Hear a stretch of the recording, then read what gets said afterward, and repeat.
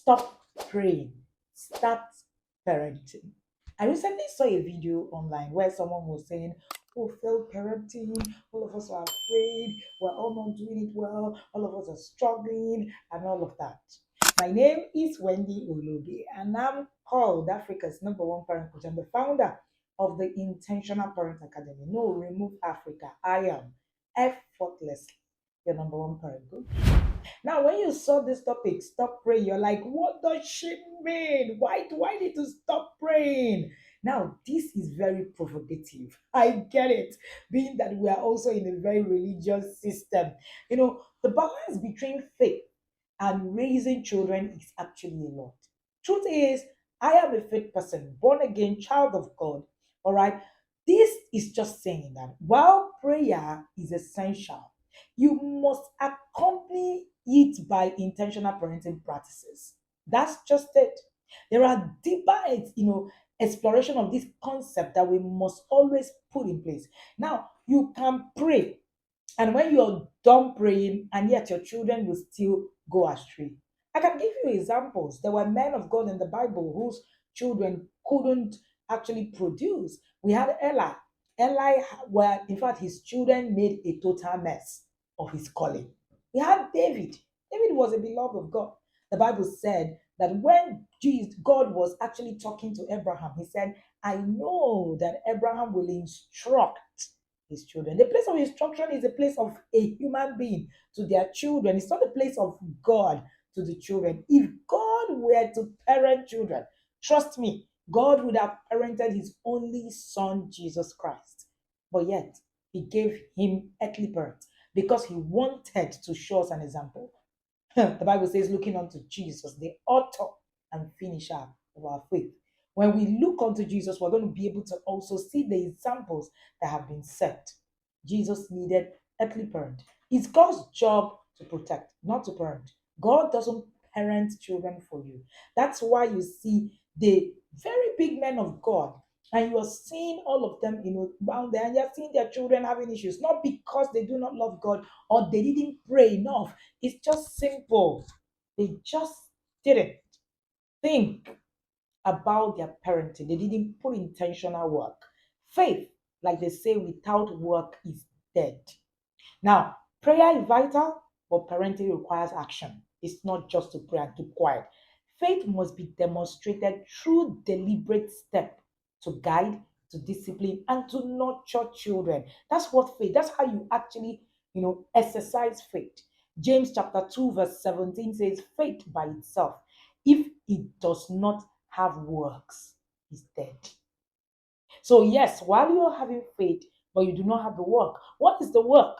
Pray for wisdom, but also actively teach that wisdom that you have prayed for.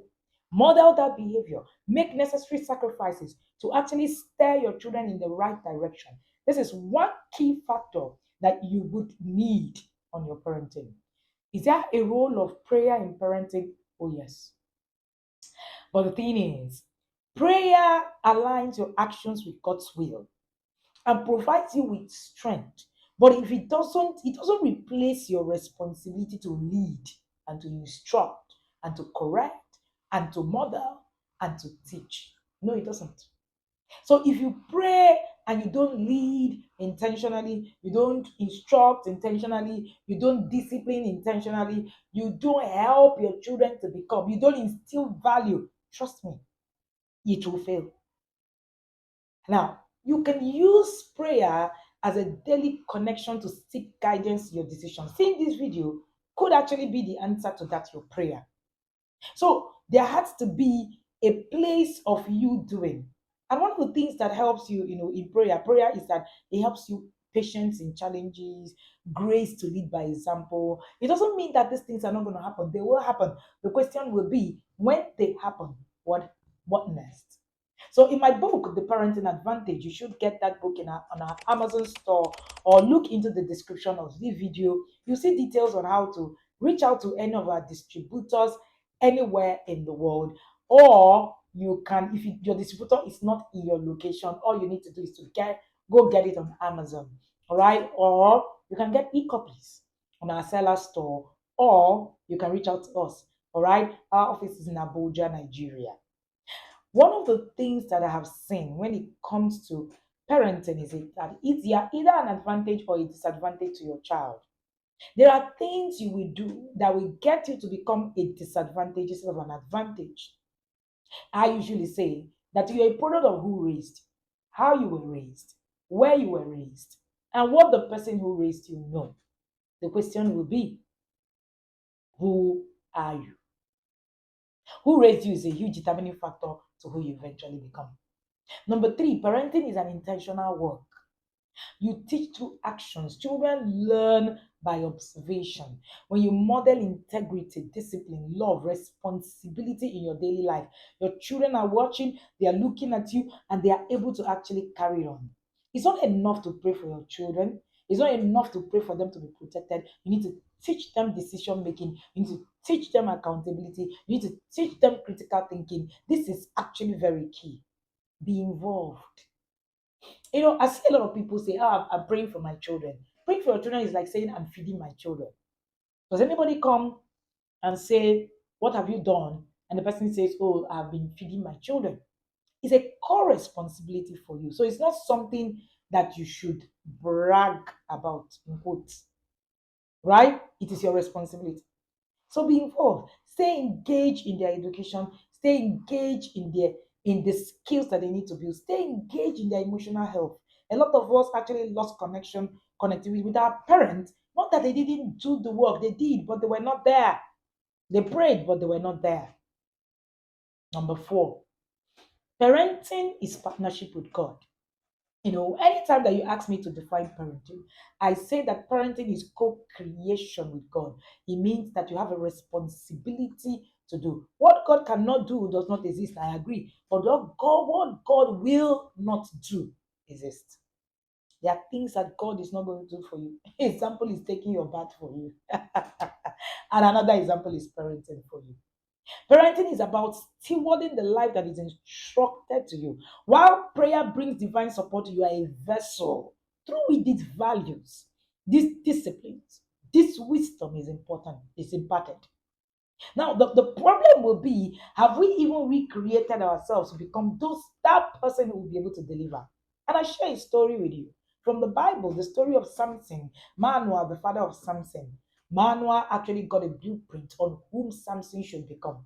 But because Manoah, I want to believe, didn't build himself to that person who actually will engage that blueprint and have the authority to pass it on, Manoah failed at some point. Yes, at the point where Samson was going to go and get married, Samson said, "I'm going to pick a wife from a particular tribe." In that blueprint, Samson was not supposed to marry from there. And then when the father said, "But you're not supposed to marry from there," and then Samson said, "Go and bring me the wife," because it pleased thou me.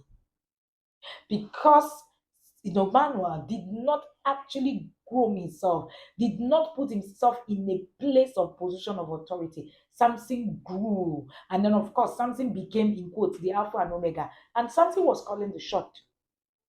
And because of that, Samson lost his head.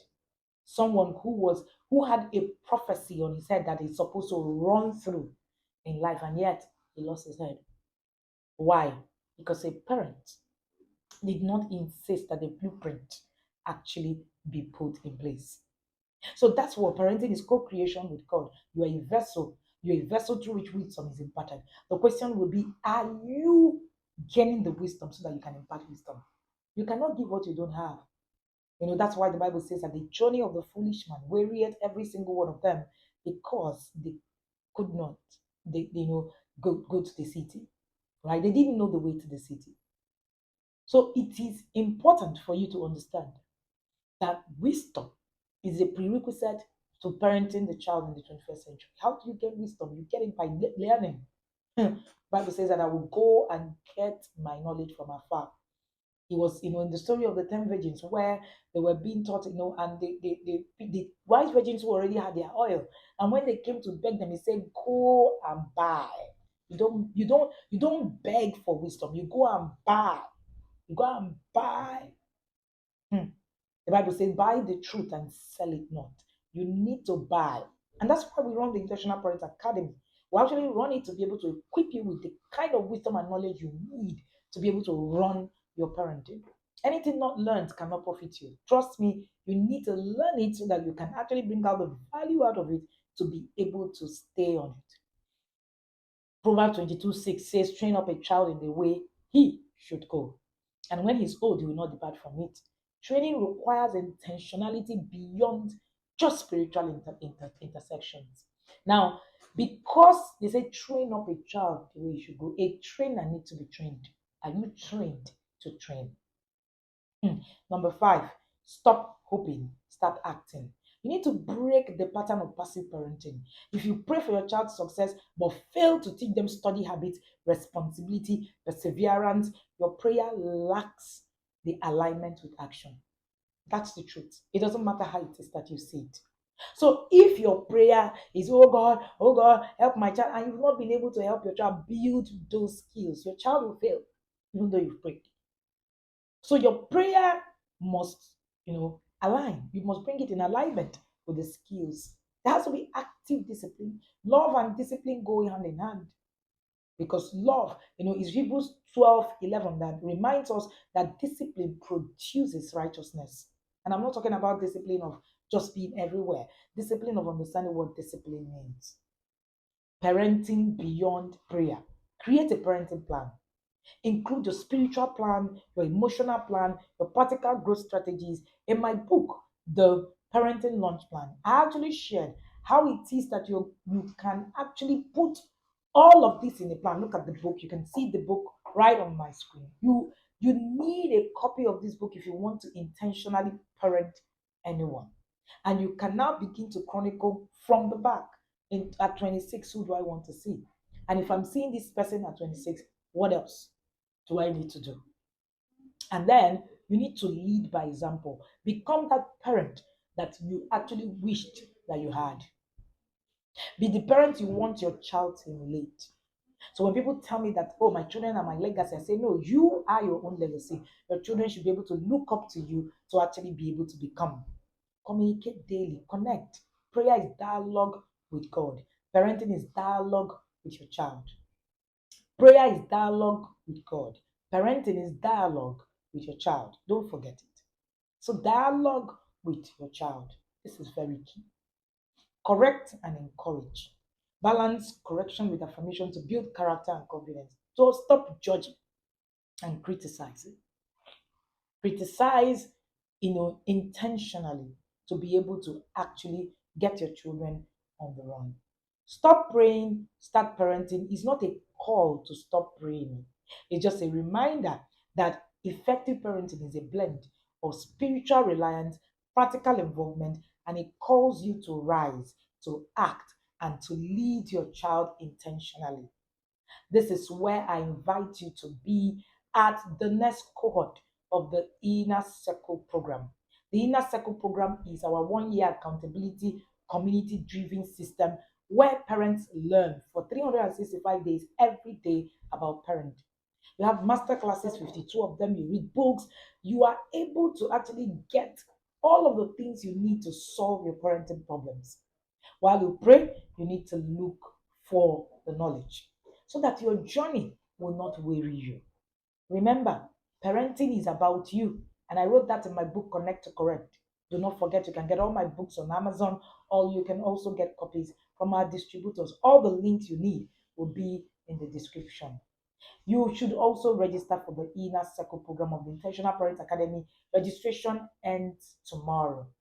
By Sunday, we're going to do the induction. And at the moment we flag off on that induction, that is the end, right, of registration for 2025.